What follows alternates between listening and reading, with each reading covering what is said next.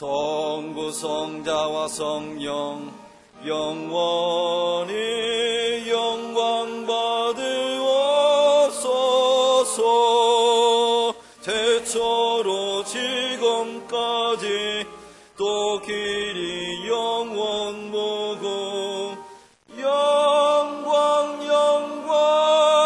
아멘 아멘. 그런즉 누구든지 그리스도 안에 있으면 새로운 피조물이라. 이전 것은 지나갔으니 보라 새 것이 되었도다.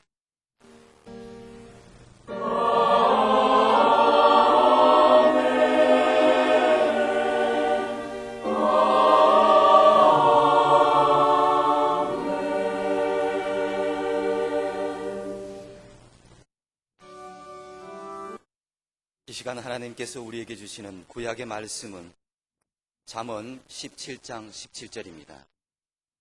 제가 가진 성경 구약 920쪽입니다. 929쪽입니다.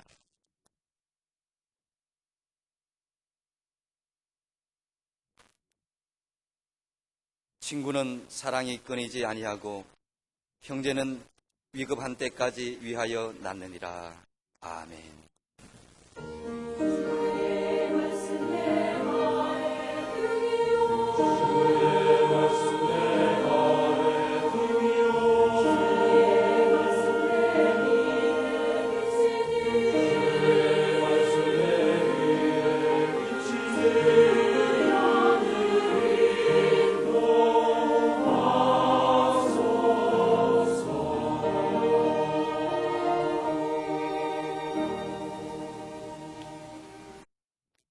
하나님께서 우리에게 주시는 신약의 말씀은 요한복음 15장 12절에서 15절 말씀입니다.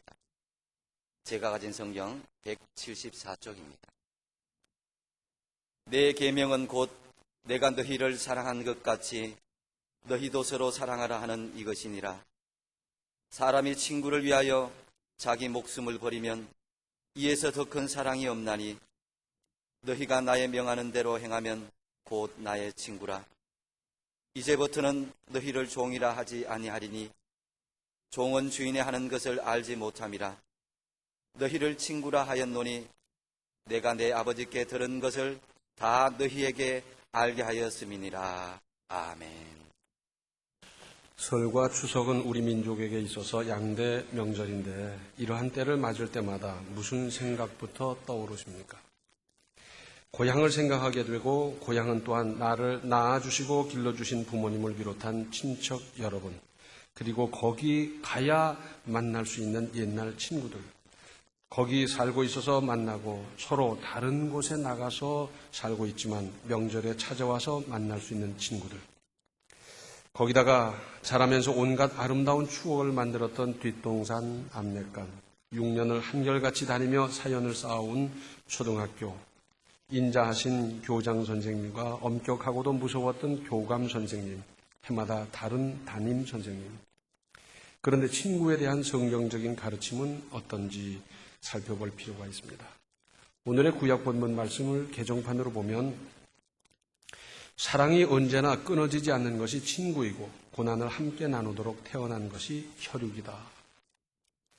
혈육이 무엇이며 친구가 뭔지에 대해서 이보다 명확한 정의가 어디 있겠습니까? 그렇습니다. 지나가면서 몇 마디 안부나 묻고 악수하는 정도가 아니라 진정한 의미의 친구란 사랑이 언제나 끊어지지 않는 사이, 그런 사람입니다.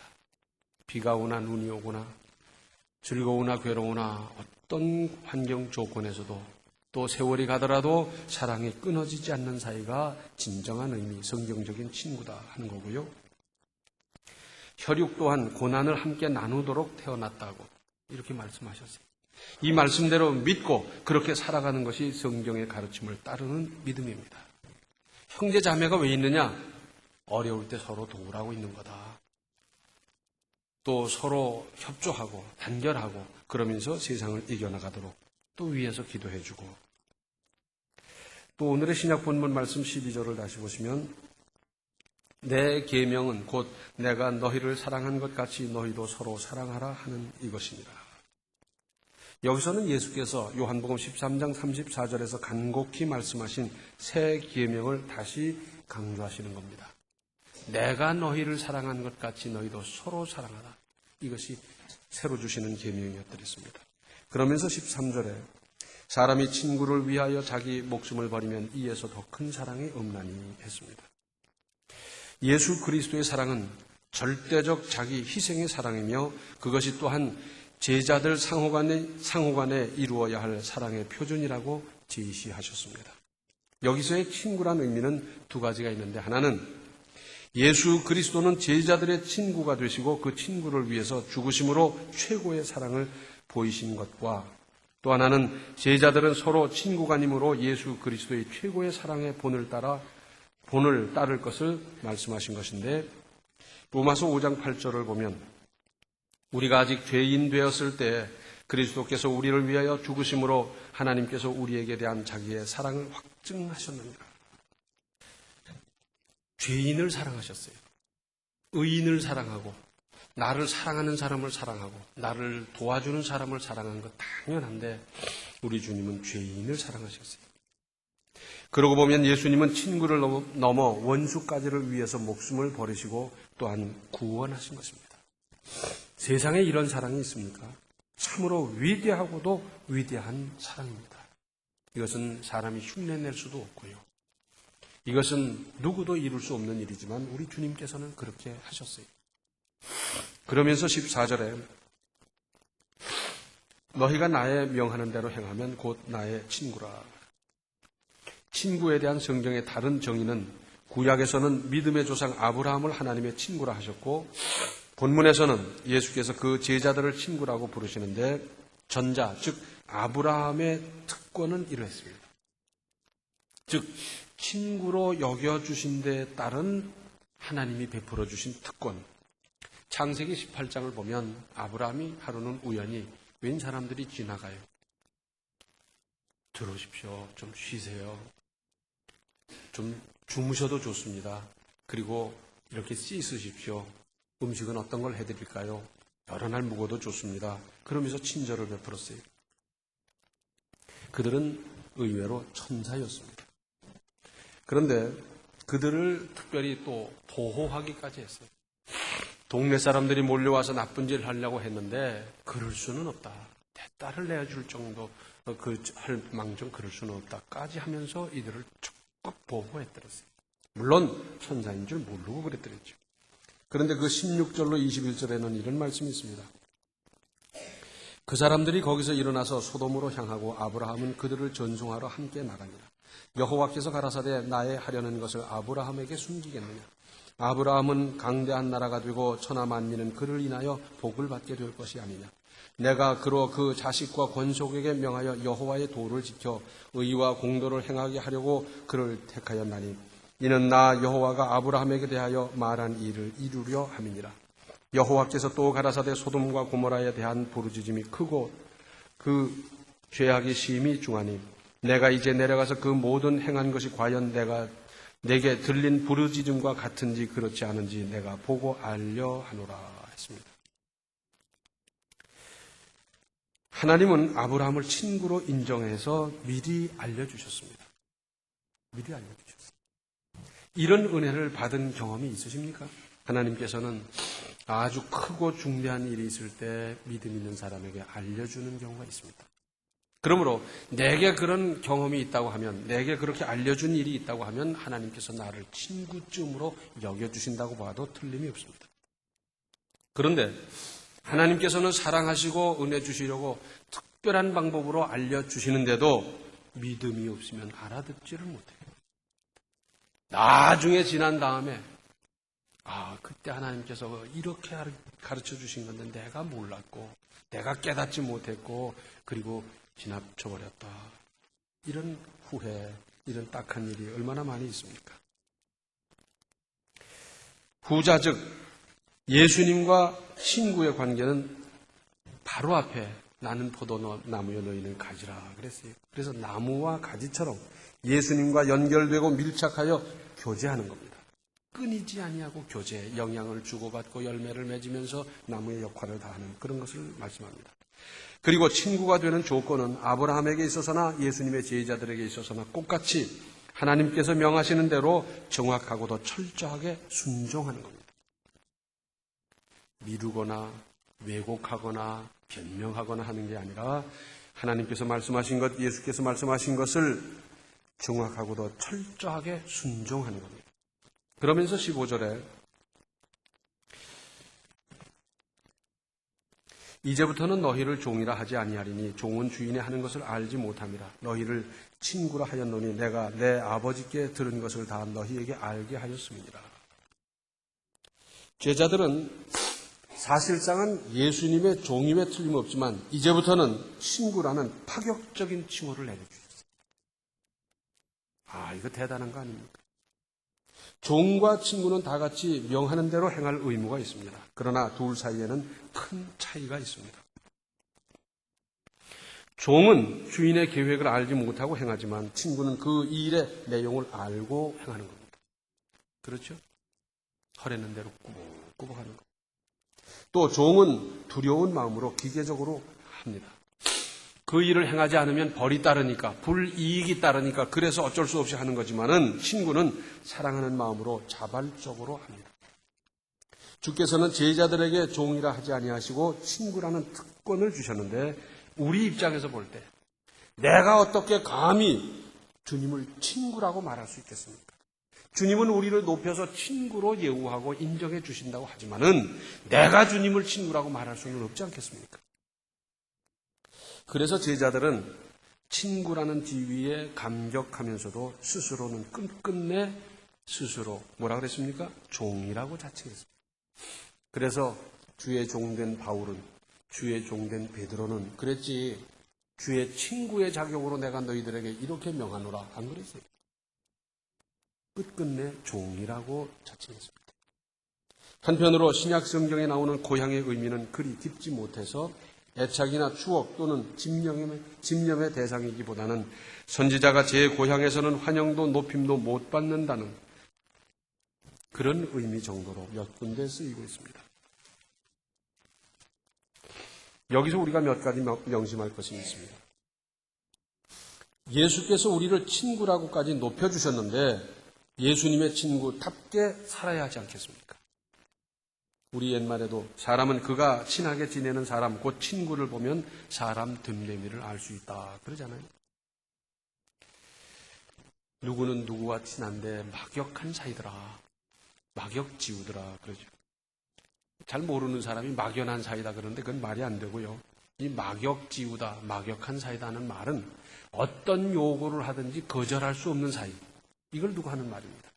힘든 요구든지 뭐 어떤 부탁이든지 거절할 수 없는 사이, 이걸 말하는 건데 그 사람이 주로 사귀는 사람 보면 그 사람을 알 수 있는 거예요. 그래서 술꾼과 사귀는 사람은 안 봐도 술꾼이에요. 그렇죠? 노름꾼과 늘 교제하는 사람은 뭐 볼 것 없이 노름꾼이에요. 그러나 건실한 사람과 늘 생활하는 사람은 건실한 사람으로 봐 틀림없고요. 신앙인과 늘 교제하며 사는 사람은 그 신앙 좋은 사람으로 봐서 틀림이 없을 겁니다. 주님께서 우리를 친구로 여겨주셨으니까 우리는 예수님의 친구답게 말하고 활동하고 행동하고 믿음을 지키고 그래야 되지 않겠습니까? 또 내가 잘하면 예수님의 영광이 드러나고 하나님께서 기뻐하실 것이고 내가 잘못해서 예수님의 영광을 가린다고 하면 되겠습니까? 하나님의 자녀는 아무쪼록 하나님의 영광을 나타내고 드러내고 자랑하고 높이고 전할 일입니다. 이걸 위해서 우리가 택함을 받고 자녀가 됐고 이것이 우리의 사명인데 영광을 가린다면 이건 거꾸로 가는 거죠.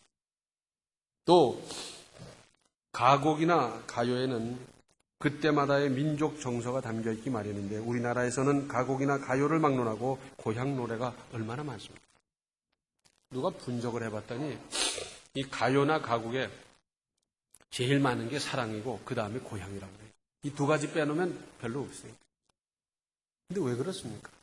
특별히 6.25 전후로 해서 고향을 버리고 월남한 분들이 고향에 대한 그리움이 얼마나 대단했습니까? 뿐만 아니라 현대는 이동의 시대입니다.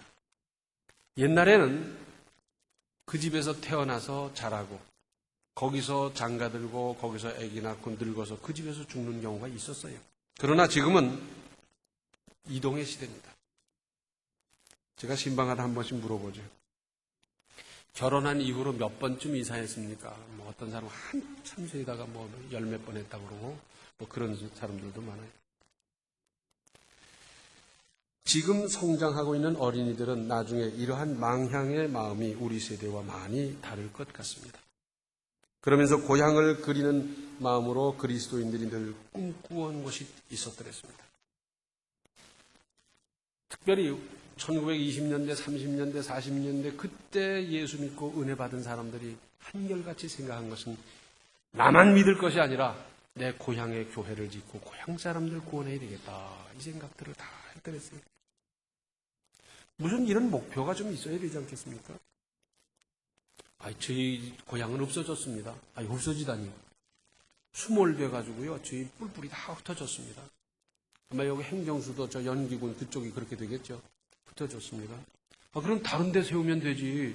물 위에다 세울 생각하지 말고. 그렇지 않습니까?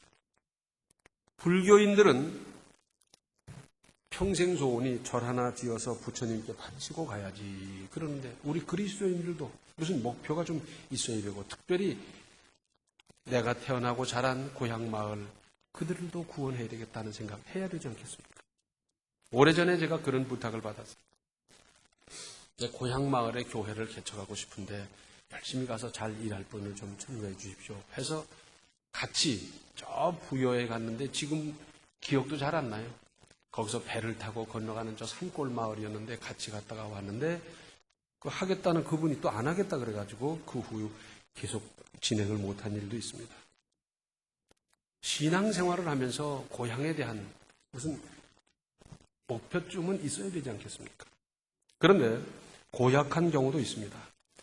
누가복음 23장 11절과 12절에는 헤롯이 그 군병들과 함께 예수를 업신여기며 희롱하고 빛난 옷을 입혀 빌라도에게로 도로 보내니 헤롯과 빌라도가 전에는 원수이었으나 당일에 서로 친구가 되니라.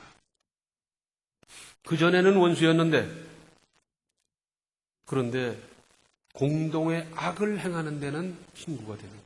이게 마귀의 수법입니다. 마귀는 분열시키고 쪼개고 흩어버리는 존재지만 악을 행하는 데는 마음을 합하고 단결을 하는 겁니다. 이들은 악을 행하기 위해서 쉽게 단합하고 단결합니다. 그런가 하면 우리 그리스도인들이 선한 일에 연합하고 협동하고 협력하는 이 일에 좀 부족한 점이 있지 않나. 깡패 사회를 보세요. 이 사람들은 의리 하나에 목숨을 걸면서 서로 챙겨주는데 이거 대단하지 않습니까? 악의 세력은 그런데 선한 세력은 그렇지 못하다면 그들을 압도해도 모르는데 그렇게 못한다면 이것도 우리가 반성할 일입니다. 또 오랜만에 만나서 반갑고 정다운 친구를 생각해 보십시오. 옛날 속담에 친구 따라 강남 간다 그랬어요. 무슨 뜻입니까? 멀고 험한 길이지만 친구를 믿고 도와주려는 마음으로 목적이나 여유를 묻지 않고 동행하고 협력한다는 것 아니겠어요? 옛날에 강남이라고 하면 지금의 저 미국이나 소련만큼 떨어진 존재인데 거기까지를 목적이나 이유를 묻지 않고 친구를 협력하는 마음으로 간다. 그런 뜻 아니겠어요? 하나님을 모르는 친구들을 한번 생각해 보십시오. 제가 고등학교 동기동창회에 가봤어요. 가서 반갑게 악수하고 만나고 뭐 한참 했는데 그러고 나서 자세히 보니까 전부가 파파 할아버지예요. 이야, 어쩌면 그렇게 늙을 수가 있어요? 기껏 많아야 나보다 한 살 많을 거고 기껏 적어야 나보다 한 살 적을 테고 거의 대부분이 동갑일 터인데 그렇게 늙어버렸어요. 그들보다 나를 보니까 나는 영 애들이에요. 파파 늙은이가 다 됐어요. 왜 그렇습니까? 세상 살아가면서 얼마나 많은 상처를 받고 충격과 번민과 걱정과 술과 담배와 뭐에 그냥 쪄들어 버렸어요. 우리 그리스도인들은 그래도 기도할 수 있고 하나님의 은혜로 위로를 받고 고난도 극복하고 넘어갈 수 있는 힘도 다 하나님으로부터 공급받고 있지만 그래서 평안이 있고 담대할 수 있지만 그들은 그렇지 못합니다. 호소할 것도 없고요. 딱하지 않습니까? 새 친구 사귀기보다 옛 친구 버리지 말라는 말도 있고, 물건은 새 것이 좋고 친구는 옛 친구가 좋다고 하지 않습니까? 어려서 다투어가면서 지내줘온 고향 친구들인데 그렇게 쪄들어가고 있어요. 하나님을 모르고 구원을 모르고 위로를 모르고 그러면서 그렇게 살아가고 있어요. 그냥 내버려 두시겠습니까? 오래간만에 만났다고 반갑다고 악수만 하고 헤어지겠습니까? 먼저 믿은 우리에게 사명이 있지 않습니까? 믿음 있는 내가 그들을 보듬고 그들을 챙겨주고 그들을 위로하고 격려해야 되지 않겠습니까? 힘내라. 내가 기도하마. 이런 일 저런 일 다 겪어가며 사는 게 인생인데 여기서 좌절하지 말고 힘내라. 위로하고요. 붙들어주고요. 지금 세상 사람들 전부 다 위로받아야 될 사람이지 위로할 사람이 없어요. 상처받고 전부 다 충격받은 상태로 다 그런 몇 가지 이 상처는 다 끌어안고 살고 있어요. 누가 위로하겠습니까? 어떻게 보면 내가 그들보다 더 큰 상처를 받고 있을지 몰라도 우리는 그리스도인이니까. 우리는 하나님으로부터 위로받은 격려받은 경험이 있지 않습니까? 그래서 그들을 누가 보듬겠습니까? 믿음 있는 내가 보듬고 내가 그들을 위로하고 내가 좀 챙겨주고 내가 좀 격려하십시다. 그런 걸 못 받아봤던 사람들은요, 조금만 위로해줘도 그렇게 고마울 수가 없어요. 조금만 돌봐줘도 그게 얼마나 큰 힘이 되는지 몰라요. 왜? 세상에서 그런 걸 못 받아봤기 때문에. 사람으로 말미암아 사건으로 말미암아 이러저러한 일로 말미암아 받은 것은 상처뿐이고 받은 것은 충격뿐인데 우리가 조금만 신경 써서 그들을 보듬고 돌봐주면 그렇게 고마울 수가 없어요. 언제까지 그렇게 친하게 지내던 친구를 내버려 두겠습니까? 그들도 구원받아서 주님 주시는 평안과 은혜를 받으며 살아야 되지 않겠습니까? 먼저 믿은 내가 그들을 바라볼 때 불쌍히 여기는 마음으로 바라보고 아무쪼록 보듬고 챙겨주고 위로하고 격려하고 마침내 구원해서 다 하나님의 자녀가 되고 하나님의 은혜를 받고 하나님 주시는 은혜 속에서 살아야 되지 않겠습니까? 이럴 때마다 우리의 사명감을 새롭게 하고 이루어 가시기를 바랍니다. 기도하시겠습니다. 은혜로우신 아버지 하나님, 세상 천지간에 다 위로받아야 될 사람뿐입니다. 더군다나 하나님을 모르는 사람들은 하나님 주시는 위로를, 평강을, 은혜를 몰라서 저렇게 방황하고 있는데 언제까지 저렇게 두겠습니까? 친하다고 하면서 그들을 위로하지 못한다면 이것이 믿음이겠습니까? 먼저 믿은 저희들이 그들을 위로하고 그들을 붙잡아주고 보듬고 챙겨주어서 마침내 다 하나하나 구원받게 하여 주시고 이제 명절을 맞을 때마다 이 구원의 역사가 크게 나타날 수 있고 만들어가는 우리 모든 성도들이 되게 하여 주시옵소서. 예수님의 이름 받들어 간절히 기도하옵나이다. 아멘. 고향과 친구를 옛정으로 깊이 사귀면서 구원하십시오. 지금은 생명의 주 예수 그리스도의 은혜와 하나님 우리 아버지의 극진하신 사랑과 성령의 감화, 감동, 충만, 교통하심이 위로하는 사람, 보듬는 사람, 붙들어주는 사람, 그래서 구원하는 사람의 인생을 살기로 작정하는 모든 성도들 머리 위에 이제로부터 영원토록 함께 계시기를 간절히 축원하옵나이다. 아멘. 충만하신 사랑